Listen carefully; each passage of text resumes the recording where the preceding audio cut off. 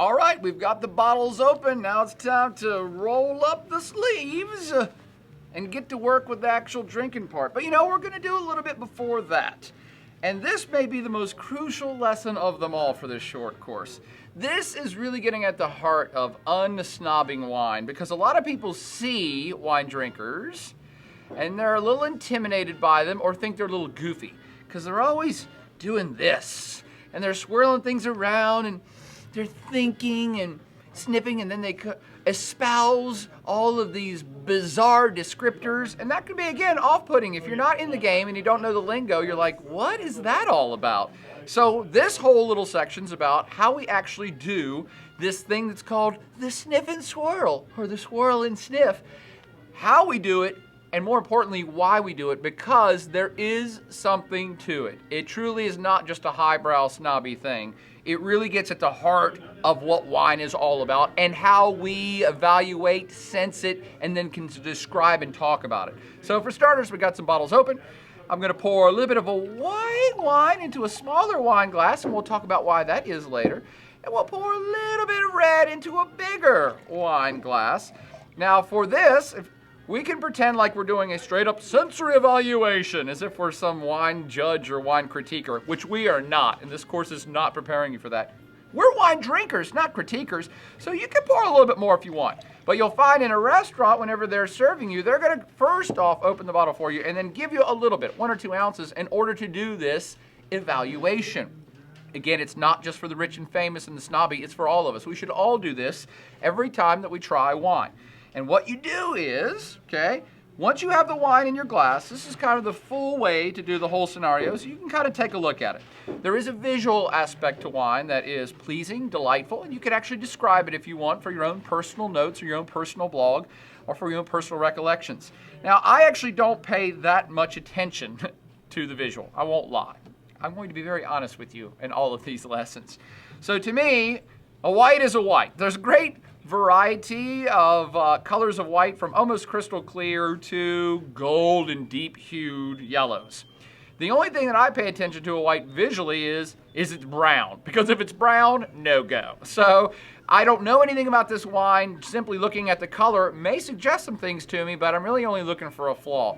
With red, visually, there's a million shades of crimson you can talk about and describe, from light red and oranges all the way up to deep to dark ruby red black wines. So again, visually, it's just about description. You really can't tell that much about the wine itself just looking at it. With one exception that I'm going to now add on the request of so many students in times past and even students in times present. And that is this thing called legs.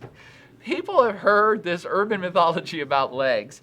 And legs are, whenever you swirl the glass, the legs are the drippings of the wine that come back down into the glass. I don't know if you can even see some of those legs that are dripping down right now. Legs are an indicator of absolutely nothing. Somehow it has become synonymous with good legs means something about the quality of the wine. They don't. The only thing legs are indicative of is viscosity of the beverage. And so the thicker, more viscous, say more sugary, typically the solution is, the more viscous and thicker it is, and the thicker legs it will have. And for example, you can pan down to this one. This is a Pedro Jimenez, a type of sherry that's exceptionally sweet. And so with this, you actually can see, holy cow, look at the clumps and the drippings on that coming down the sides of the glass. So this must mean it's a quality wine. No, it does not mean that at all. It means it's a very viscous wine. If you're really into viscous products and you get really excited about legs, then by all means go drink motor oil or maple syrup. They have fantastic legs. It's not telling you anything about the beverage. Okay, so that urban mythology aside. When we want to do the swirl and sniff, do the visual first, and then we're actually gonna start swirling, all right? And there's an absolutely fantastic reason that we're doing this, and you should do it every time you're doing the first tasting of a new wine that just got opened in front of you, or actually any wine. You really want to do the swirl. Now there's a couple ways you can hold a glass. You see that for this red wine, I'm actually cupping it in my hand, I'm putting as much surface contact with my hand to the glass as possible. I'm physically warming up the bowl. I'm warming up the wine. That's the way I typically do it with red. With whites, you can do that, but whites are usually served chilled, and we'll get to that stuff later. So you'll more often than not see people holding white wines like this from the base and doing the swirl that way. Let's go back to the red because it's actually way more visual. Now, there's a very good reason why we're doing this whole swirling motion, right? What we're doing is essentially painting the inside, every square inch of this glass that we can. I want fluid on every square inch as possible, and that's why you're swirling, all right? It's also why we're doing the cupping motion. The cupping motion is actually heating the wine. Pretend it's like a little heater. I'm putting this, a little pot of wine on the stove, and the stove is in my hand. I'm heating it up. So what does that do? As you heat it up, more molecules of the fluid themselves are going into a gaseous state and floating around on the inside of the glass. Again, it's also why we're coating the inside of the glass. There's more evaporation occurring off the sides of the glass. All of this is in a concerted effort to get as many wine molecules into the air inside of the glass as possible. And here's the analogy I give. It's kind of like paint, right? When you open a can of paint, right, you only have, the only thing you can see for the paint once you pull up the lid is the surface. So there's just one surface area of paint that's accessible.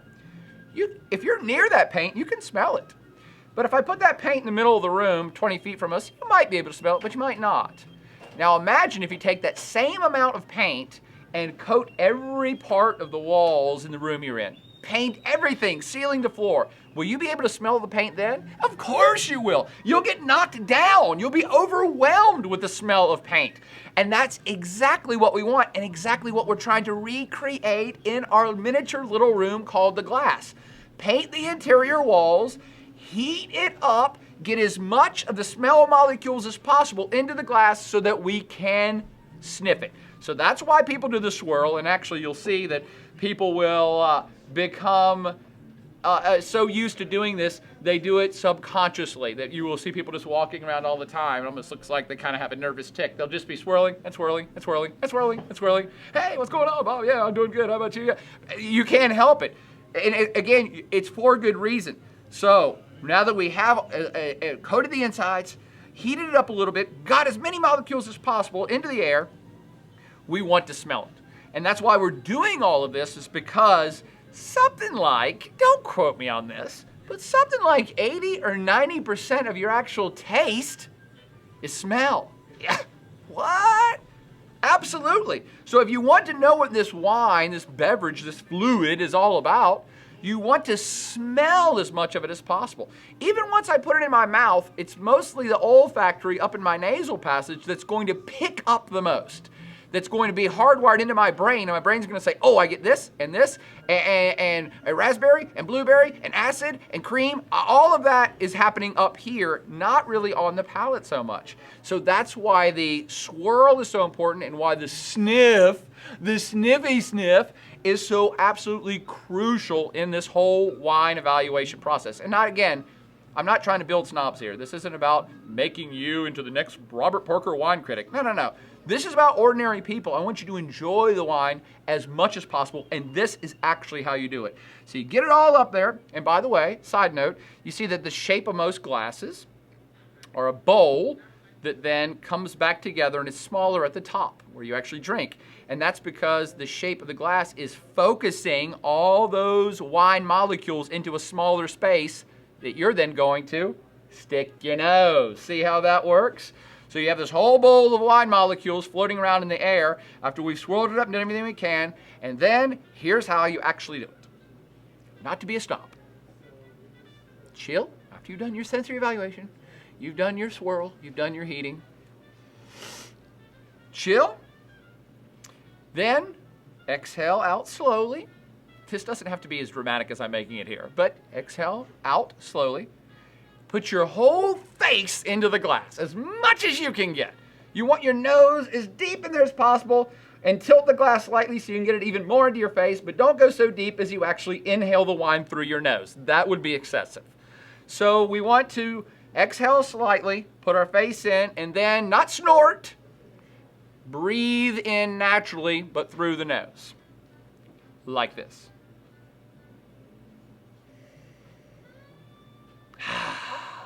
you guys should probably grab a glass so we can see other people do this besides me. As soon as I do that initial breathe in, I take the wine away from my face. Think about it. What did I just smell? Start, even at this very early stage, if you're just getting into wine, start trying to place 1 or 2 adjectives. Again, this is not about being pompous or hoity-toity.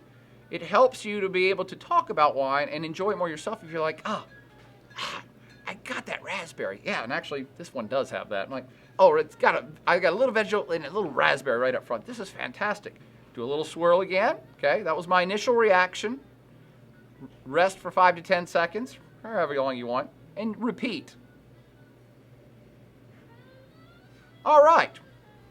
Now, hopefully you've reinforced 1 or 2 of the smells or flavors or aromas that you picked up on that second snort or second whiff, and now you're ready for the sip. So, don't get a mouthful. You want to get a good tasting of it, maybe an ounce into your mouth, and then you're going to kind of swish it around your mouth some, like so.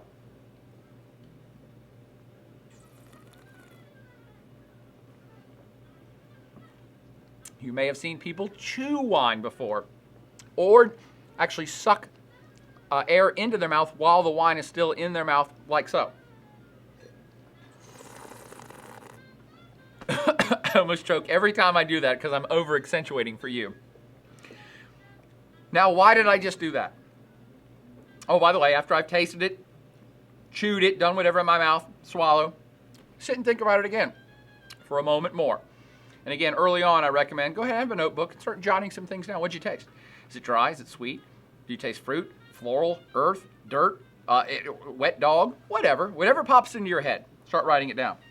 Now, why did I chew the wine or suck in air? For the exact same reasons that I'm doing this in the glass. Once the wine is in my mouth, I'm going to coat my entire mouth and suck in air because all that air is actually going up into your nasal cavity and hitting your olfactory even more. So you're getting, again, all of the flavors, all the aromas, everything possible to as much of the sensory apparati in your head as possible so you can enjoy it and then also be able to describe it. By the way, for those of you that don't really get that 80 or 90% of your taste is actually happening in your nose, you remember last time you had a cold and your nose was stopped up? What did everything taste like? You know what? You don't even have to wait to get a cold. Get a clothespin and put it on your nose right now. And try any wine, try orange juice, try water. You won't be able to taste anything. You will be able to detect certain things on your tongue, maybe acid or watery or high alcohol or creaminess or richness, but you won't be able to detect many smells, aromas, or flavors because that happens up here. Get it? Got it? Good. Once we've done the swirl, once we've done the sniff, once we've done the taste, hopefully you've jotted down a few notes along the way because that's what it's really all about, writing it down. Not forever. You don't have to do it for every single wine you do because you kind of look like a geek if you're out in public writing stuff down all the time. But do it here as a starter, and here's why. That's how you get smarter as a starter. The more that you force yourself to verbalize what you're smelling and what you're tasting and what it feels and everything else, the more you verbalize it and write it down, the more comfortable you will become with your own descriptors, with conversing to other people about this wine, and it also ups your own game internally that you just had this wine and now I'm going to try this wine. Oh, and I can now compare. If you just walk through life blindly tasting everything, like me, you can enjoy wine a lot. I want you to enjoy wine even more, and of course I want you to be able to counter the snob effect anytime you run into it. So you should be able to not just walk the walk, which is what we're doing now, but start getting into talking the talk. And actually, that's what we're going to get to next.